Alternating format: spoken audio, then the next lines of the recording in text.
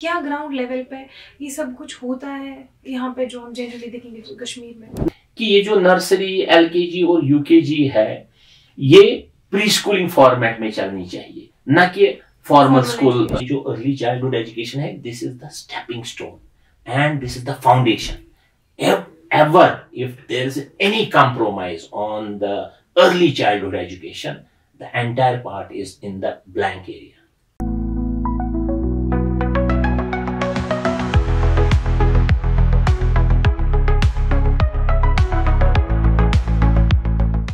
आप सबका खैर मकदम है चॉक एंड टॉक के एक और एपिसोड में। आज हमारा जो टॉपिक है वो कहीं ना कहीं बहुत ज़्यादा इम्पोर्टेंट है क्योंकि पूरी स्टूडेंट लाइफ उससे जुड़ी हुई होती है और उसकी बेसिस रखती है अर्ली चाइल्डहुड। और इसी सिलसिले में हमारे साथ जुड़े हैं कैसर भट्ट, जो कि early childhood care and education के एक्सपर्ट है।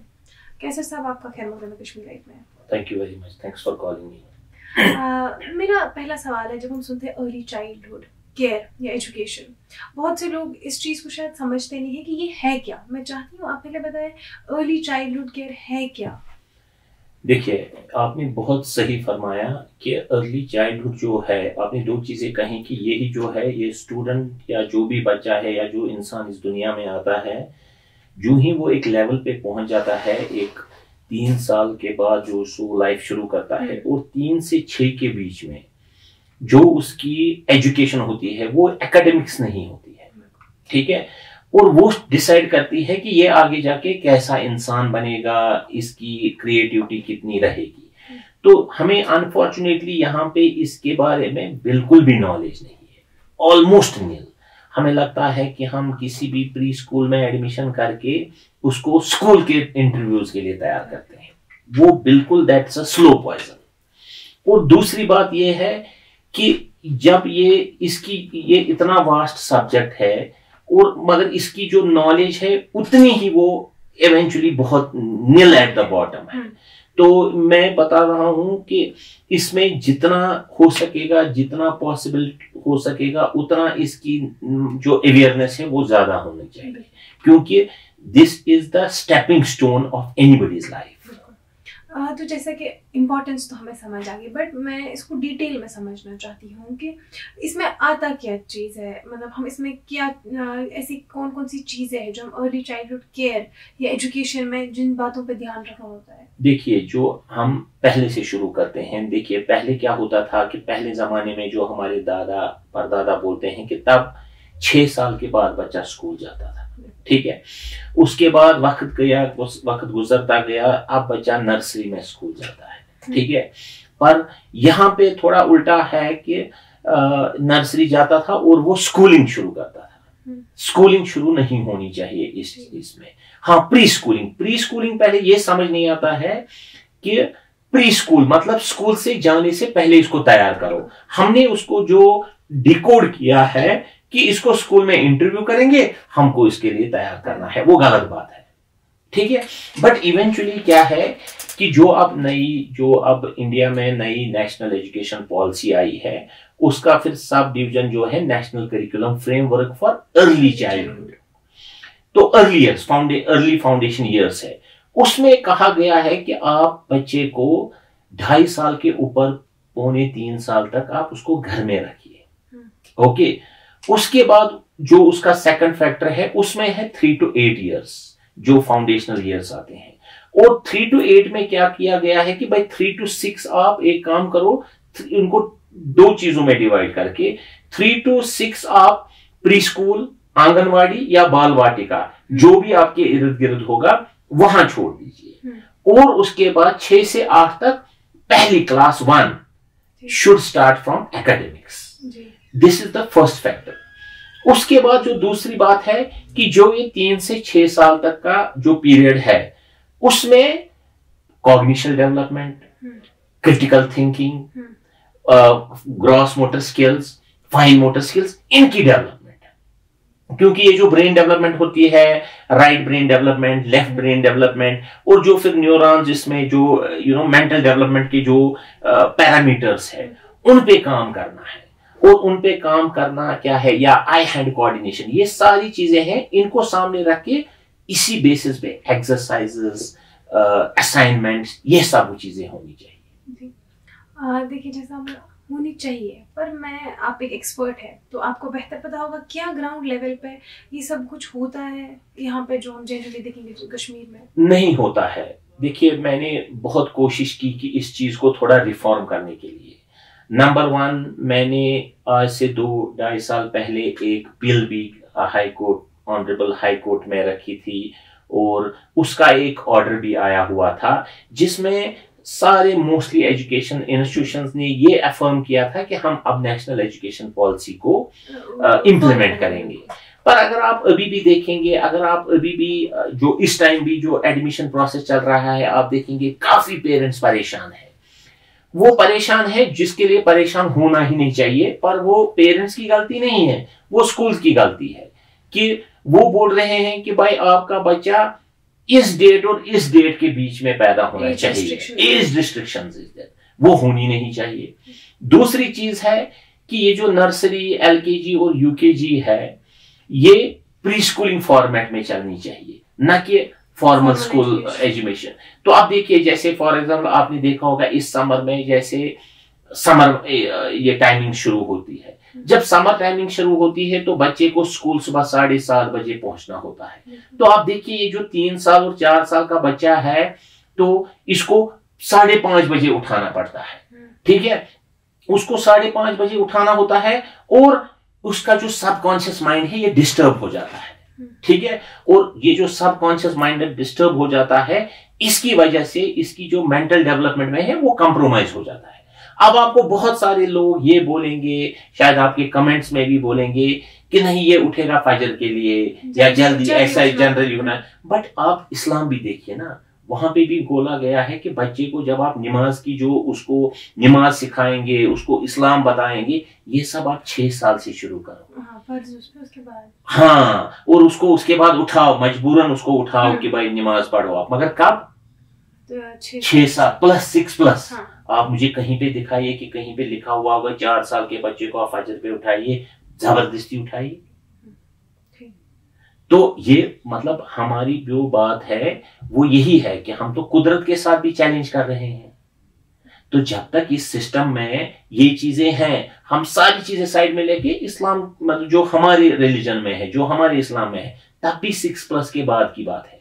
तो उससे पहले क्योंकि ये कुदरती है कि इसकी मेंटल डेवलपमेंट हो रही है and 80% of the mind, 80% of the brain is getting developed between 2 + 2 6 and you have to go into different activities based on the mental development, mind development.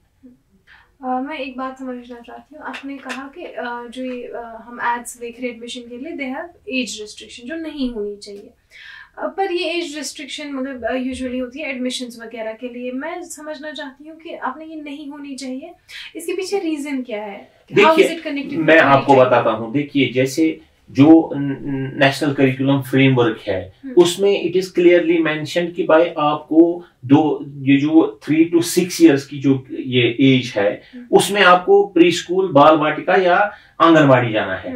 पर कब जाना है? कोई 3 साल 6 महीने जाएगा, कोई 3 साल 4 महीने जाएगा, कोई 4 साल का जाएगा, ठीक है। मगर उसमें क्या है कि ये ओपन सिस्टम होना चाहिए। कोई मार्च में जाएगा, कोई अप्रैल में जाएगा, ऐसे क्लासेस। हाँ मतलब नहीं, इसमें कोई, क्योंकि इसमें कोई फॉर्मल एजुकेशन तो नहीं जा रही है। इसमें वही चीज है कि भाई ये बच्चा आया ये इन एक्टिविटी से शुरू करेगा, ये बच्चा आया ये इन एक्टिविटी से शुरू करेगा। अब ये है कि एज रिस्ट्रिक्शन नहीं होनी चाहिए इसमें, क्योंकि वो बच्चा जो इस एज में 1 महीना प्लस माइनस है वो कहाँ जाएगा? या तो वो ये उसमें उस गैप में पढ़ता नहीं है, या जो पढ़ने वाला है अगले महीने पढ़ेगा, उसको अब 1 साल वेट करना है। और दूसरी बात है कि स्कूल और pre school they are 2 different subjects, ठीक है। They should run separately. आप सुबह अगर जो फर्स्ट में बच्चा पढ़ता है, जो सेकंड में बच्चा पढ़ता है, वो आराम से, चाहे स्कूल की टाइमिंग 8 है या 7:30 बजे है, नो प्रॉब्लम, वो जा सकता है, क्योंकि माशाल्लाह तब तक उसकी मेंटल डेवलपमेंट ये हो गए उतने, वो तो उसने 6 प्लस तो क्रॉस किया है। मेंटल डेवलपमेंट का जो पूरा जो फेज है वो तो हो गया। उसके बाद अब जितनी उस इंसान की अल्लाह ताला ने ये रखी होगी, उम्र रखी होगी, तब तक इस दिमाग में कुछ नहीं हो सकता है। ये अब बंद हो गया, ठीक है। तो उसके बाद आप 7:30 बजे उठाओ या फजर पे भी उठाओ, जो मतलब अच्छी बात है कि उसको फजर पे भी उठाओ, उसको ये सारी तालीम भी दे दो। पर उससे पहले अगर ये चीजें हो गई कि फोर्सबली आप उसको उठा रहे हो, उसका सबकॉन्शियस माइंड डिस्टर्ब हो रहा है, उसके बाद बहुत सारे स्कूल्स जो बच्चों से काफी दूर होते हैं, ठीक है, वो ट्रैवल टाइम, ये सब चीजें क्या करती है, ये इंसान के जो डेवलपमेंटल स्टेज है उसमें कंप्रोमाइज होता है। और उसी की वजह से है कि आप यहां पे देखेंगे कि हमारे बच्चे जो है they are not able to think at the later stage, they are not able to comprehend properly, but because at the beginning there are some compromises which are getting reflected. अभी हमारा टाइम हो गया एक छोटी सी break का, तो हम मिलते हैं एक छोटे से ब्रेक के बाद।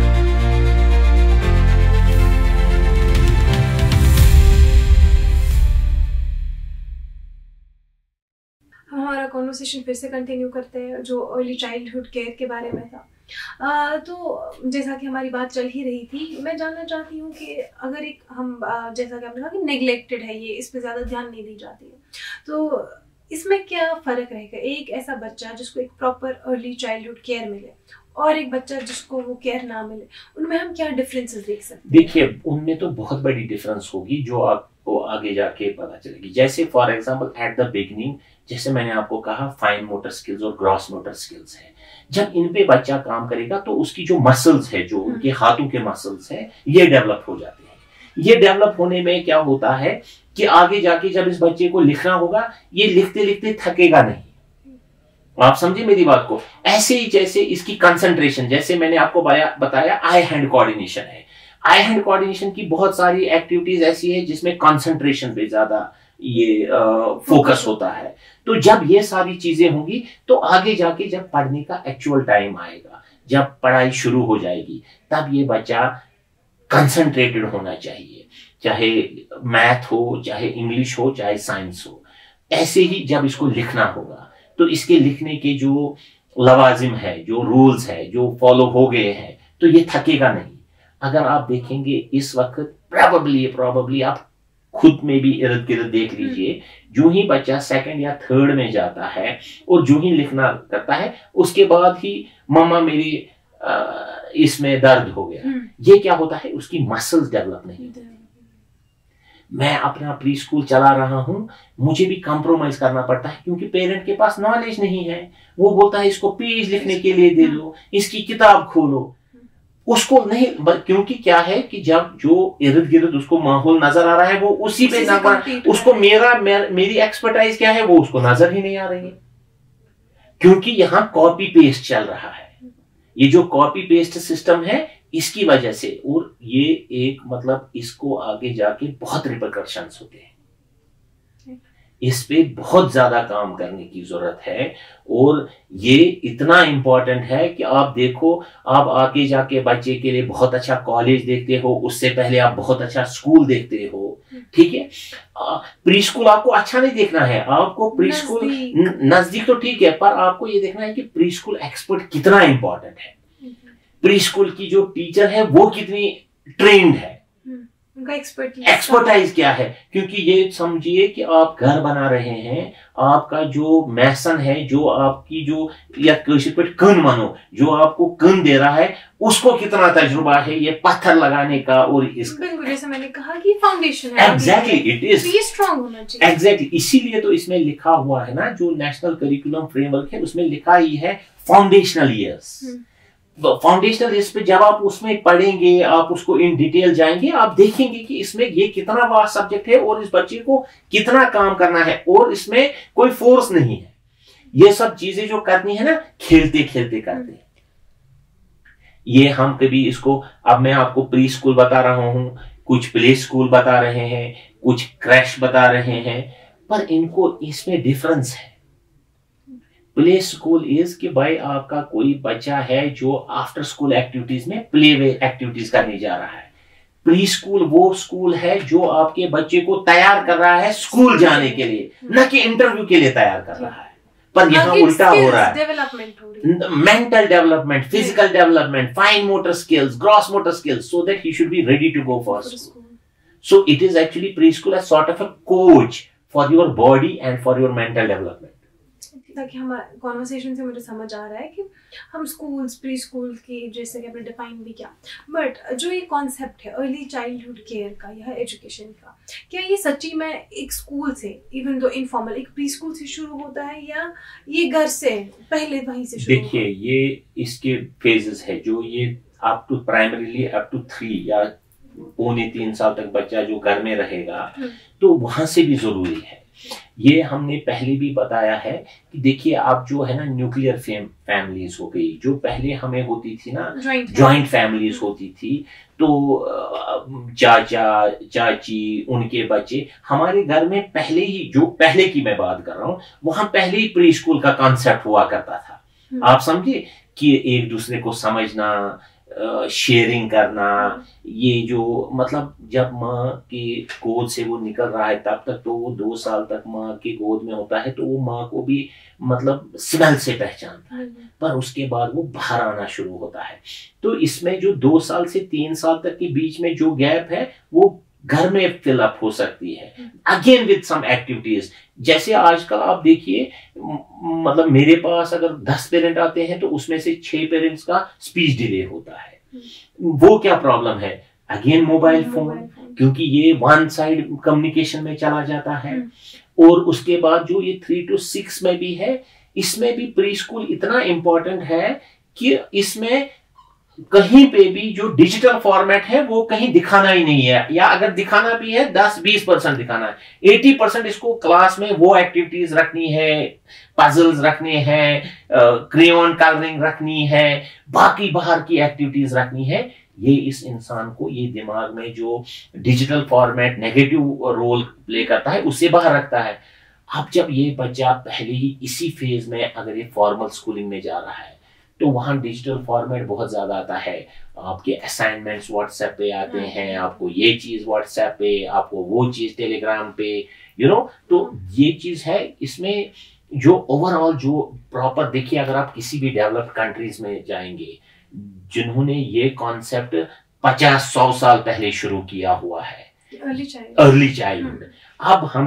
अब देखिए, हमारे पास जो नेशनल एजुकेशन पॉलिसी नई आई है उसमें भी कितना स्ट्रेस दिया गया है, क्योंकि ये समझ गए कि अगर यहाँ पे कंप्रोमाइज हो गया ये तो जिंदगी भर फिर ये कंप्रोमाइज, और इसको कोई निकाल भी नहीं सकता है। तो देखिए, अभी आपने बात की स्क्रीन टाइम की, जिस वजह से काफी स्किल्स में प्रॉब्लम, स्पीच में इशू होता है। तो जैसे ये मुझे लगता है टीचर से पहले ये एक पेरेंटल कंट्रोल की बात है। तो अब आपने खुद से कहा कि स्कूल से आजकल असाइनमेंट्स आ गए ऑनलाइन। अब स्कूल्स जब जाते हैं तो वहाँ पे स्मार्ट क्लासरूम्स होते हैं बहुत सारे स्कूल्स में, तो वहाँ पे कैसे हम कर सकते हैं कोशिश की? देखिए, मैं आपको एक चीज बताता हूँ। आप स्कूल हो या कॉलेज हो, इसको दे आर टीचिंग टुमारो, उनको वो फ्यूचर पढ़ा रहे हैं। अब ये जो डिजिटल है, डिजिटल फॉर्मेट है, या जो स्क्रीन टाइम है, इसको अगर किसी ने इग्नोर कर दिया या जो बोल रहे हैं, फिर वो आगे जाके they will not be able to. पर इसको क्या है, इसका एक टाइम टेबल बनना चाहिए, इसका एक फॉर्मेट कि ये यहाँ से यहाँ तक यूज हो सकता है। उसके लिए अब मैं आपको बताता हूँ, जो अभी तक जो अप टू 90s या अप टू 2000 जो एक लाइफ थी वो अब खत्म हो गई है। अब 2000 के बाद जो लाइफ आई है वो इवॉल्व आ गई है।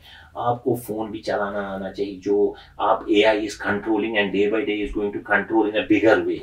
तो if you will not be updated, कल को बोल रहे हैं कि भाई AI आपके जॉब्स ले जाएगा, आपके बहुत सारे काम, हाँ बहुत सारे काम जो है वो अब AI करेगा, बट आपको अपने आप को you have to upskill yourself like that, so that अगर उसने 10 जॉब ले लिए मगर 20 वो क्रिएट भी कर सकते हैं।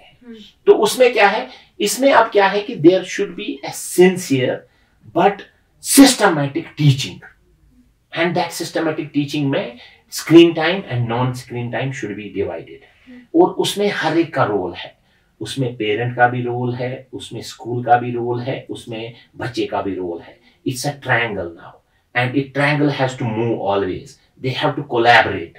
बच्चा, पेरेंट और school, they have to collaborate. पर आजकल प्रॉब्लम क्या है कि यहाँ रिवर्स में सब कुछ चल रहा है. पेरेंट स्कूल में एडमिशन करता है, उसके बाद समझता है कि अब ये स्कूल की जिम्मेदारी नहीं है, अब ये स्कूल की. बट ये कोई नहीं समझता है. School is providing you education. Okay, a parent has to raise a child, not school will not raise. Parent has every responsibility, क्योंकि बच्चा उसको बड़ा करना है. ये एक फॉर्मेट है एजुकेशन जो स्कूल दे रहा है आपको. But eventually school some of the value based education. अब देखिए आजकल स्कूल में आप देखते हैं कि प्लांटेशन ड्राइव हो गई. अब आप देखोगे कि प्लांटेशन ड्राइव हो गई, ये आज हो गई, उसके बाद साल भर कहीं नहीं हो गई. वो वैल्यू सिस्टम नहीं है. आज हमारा मतलब जैसे फॉर एग्जांपल कोई और डे होता है या कुछ होता है, वो सिर्फ मदर डे के दिन ही होता है. मदर तो रोज ही होनी चाहिए. अब एक चीज है, किसी दिन you should express more, but regularly you should express. तो ये क्या हो गया है, ये एक कॉस्मेटिक डिजाइन बन गया है. इसी वजह से जो है मतलब हम फिर भी बहुत काफी पीछे है एजुकेशन सिस्टम में, और इसमें हर एक चीज मतलब हर एक जो बंदा है वो रेस्पॉन्सिबल है. पर अब कहीं ना कहीं एजुकेशन ठीक हो सकती है. पर मुझे अनफॉर्चुनेटली वापस आपके माध्यम थ्रू योर मीडियम बोलना चाहता हूं मैं, जिनके हाथों में ये है वो करना नहीं चाहते. ऐसा क्यों? मैं बताता हूं आपको. देखिए, मैं टॉप लेवल पे गया, मिनिस्टर से लेकर सेक्रेटरी से लेकर हर एक डिपार्टमेंट में गया. मैंने अच्छे से प्रेजेंटेशन दे दी कि भाई ये चीज गलत है, जरूरी है, कैसे होना चाहिए, क्या होना चाहिए. उन्होंने सुना, मेरी एप्लीकेशन ले ली. उसके बाद दूसरी बार उनके पास टाइम ही नहीं है मिलने का.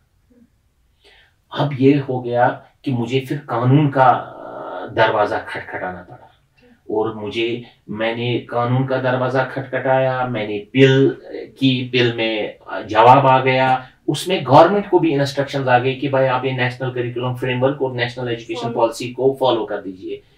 उनके पास कागज आ गया, उन्होंने रख दी. इम्प्लीमेंट हो नहीं रहा है. पर क्या हो रही है कि हमारी एक एक जनरेशन खराब हो रही है अनफॉर्चुनेटली. और ये जो है ये हम समझ नहीं पा रहे हैं. और ये कैसे फिर ये जो खराबियां है, ये जो वैल्यू सिस्टम, ये सारी चीजें हैं, ये स्कूल का काम है पढ़ाना.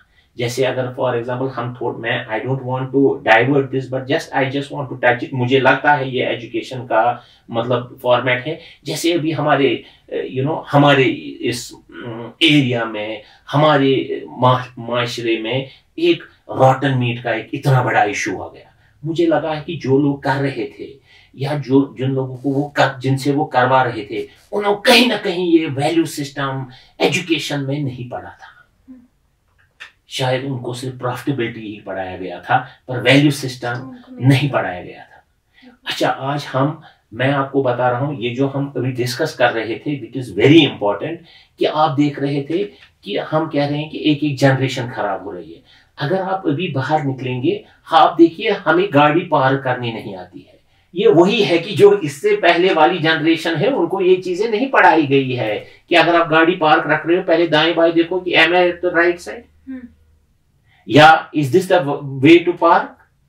जहां जिसको मर्जी है गाड़ी लगा दो. तो कहीं ना कहीं जो सिस्टम है वो भी शायद नहीं चाहता है कि चेंजेस आए.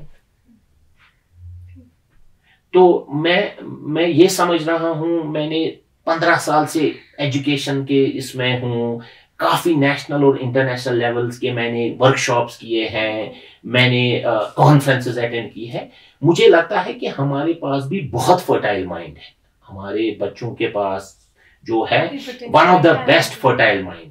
पर आप उस फर्टाइल का क्या कर सकते हैं, देखिए कहीं पे फर्टाइल अच्छी जमीन होगी, आप उसको तमाशा देखेंगे तो थोड़ी उसमें से सोना उगेगा।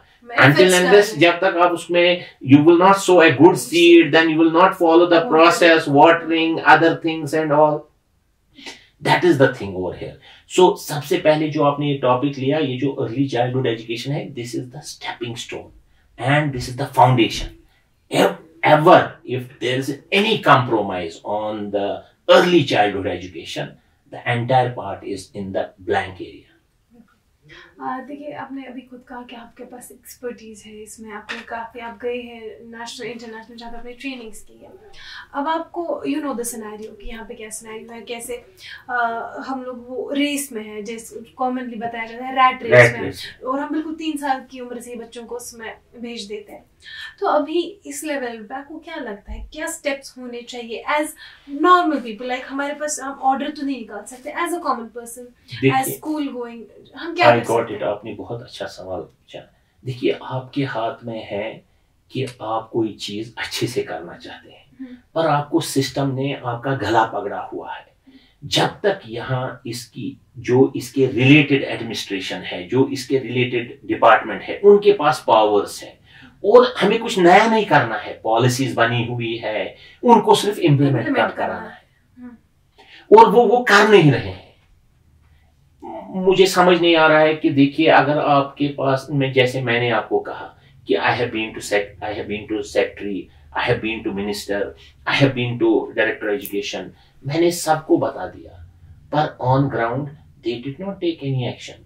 दैट इज व्हाई कि मुझे कानून, मतलब लास्ट में I did not give up, मैंने सोचा कि चलो कानून से भी देखते हैं, अदरवाइज मुझे नहीं लगता है। देखिए, मैं आपको बताता हूं, जब बाकी चीजें इंप्लीमेंट करनी होती है वो विद इन नो टाइम हो जाती है, तो ये चीजें क्यों नहीं हो सकती है? देखिए, सब कुछ बना हुआ है। ये आपको मैं कश्मीरी में बताऊंगा, तो बात सर पोस्ट किहन, ये इसके लिए डिपार्टमेंट है, इसके लिए ऑफिसर्स है, ये एक ऑफिशियल प्रोसेस है। उस ऑफिशियल प्रोसेस को ये एग्जैक्टली बिस्मिल्लाह करूं, मान तो युस महफिल में सारनी खोत बुजुर्ग आसे तमिस वनान च करस बिस्मिल्लाह या च परस अल्हम्दुलिल्लाह, इथे पड़ बिस्मिल्लाह, there is a department in that, उसको उठाना है। मैं अगर उठाऊंगा तो ये लगो समझो इसका कोई फायदा नहीं है, मगर मैंने कोशिश की है कि भाई अगर इसको उठाओगे तो हमारे कितने फायदे हैं। पर प्रॉब्लम ये है कि मैंने बहुत ज्यादा कोशिश की, फिर कानून से भी मेरे पास बिल का जो ऑर्डर है उसमें लिखा हुआ है कि there is a policy and it's a wonderful policy, it has to be implemented. Implementation किसी के पास पावर्स है, हम सिर्फ एज अ कॉमन मैन एक रिक्वेस्ट कर रहे हैं कि हमारी जो नई जनरेशन है वो भी वापस फिर से खराब हो रही है, उसके ये सारे रिपरकशंस है, ये सारी प्रॉब्लम्स है, please rectify. You don't have to do anything, you just have to implement, rest is there. आपके पास सब कुछ है, यह सोरी वाजवान बनित, यह तैयार कर, यह सिर्फ तुम बिस्मिल्लाह कर, दिस इज व्हाट ये है। So that is why, and thank you very much कि आपने भी इस टॉपिक को कम से कम टच किया, आपने समझ लिया कि हाउ इम्पोर्टेंट इट इज। और पेरेंट्स तक अगर मतलब आपका जो मीडिया है, ये जो आपका मीडियम है, ये बहुत सारे लोगों तक जाता है, तो इनको कम से कम थ्रू योर मीडियम इनको ये समझना है कि ये जो अर्ली चाइल्डहुड एजुकेशन है ये बहुत ज्यादा इंपॉर्टेंट है, और जिंदगी का सबसे पहला जो स्ट्रॉन्ग ये स्टोन ये है वो अर्ली चाइल्डहुड एजुकेशन। वरना डिस्टर्ब नहीं, मतलब इसमें जो आगे जाके चैलेंज आएंगे वो वहीं पे कॉम्प्रोमाइज हो गया है। आप कल को एक मकान, एग्जैक्टली मैं आपको यही चीज बता रहा हूं, आप कल को मकान बना रही है और आपने मकान में समझो फाउंडेशन में कॉम्प्रोमाइज किया, कल आपके पास कितने भी पैसे हो आप बोलोगे कि खलास शेम पोर, आप नहीं चल, because your foundation is not allowing you. Same is the case कि tomorrow we are entering into this 21st century. There are enormous challenges. जितना आपका अर्ली चाइल्डहुड स्ट्रांग होगा, जितना आपकी अर्ली चाइल्डहुड में जो आपकी मेंटल डेवलपमेंट, आपकी फिजिकल डेवलपमेंट, कॉग्निशन डेवलपमेंट जितनी अच्छी हुई होगी, उतना आपकी चैलेंजेस बहुत इजी होंगी। बहुत ही ज़्यादा हेल्पफुल कॉन्वर्सेशन रहा है। उम्मीद करते हैं कि ये इस कॉन्वर्सेशन से जो आपने अपील भी की शायद पेरेंट्स को समझ आए, शायद कुछ स्कूल्स भी समझ आए, शायद NEP ऑन ग्राउंड इम्प्लीमेंट हो जाए। अभी के लिए इतना ही। आप देखते रहे कश्मीर लाइव।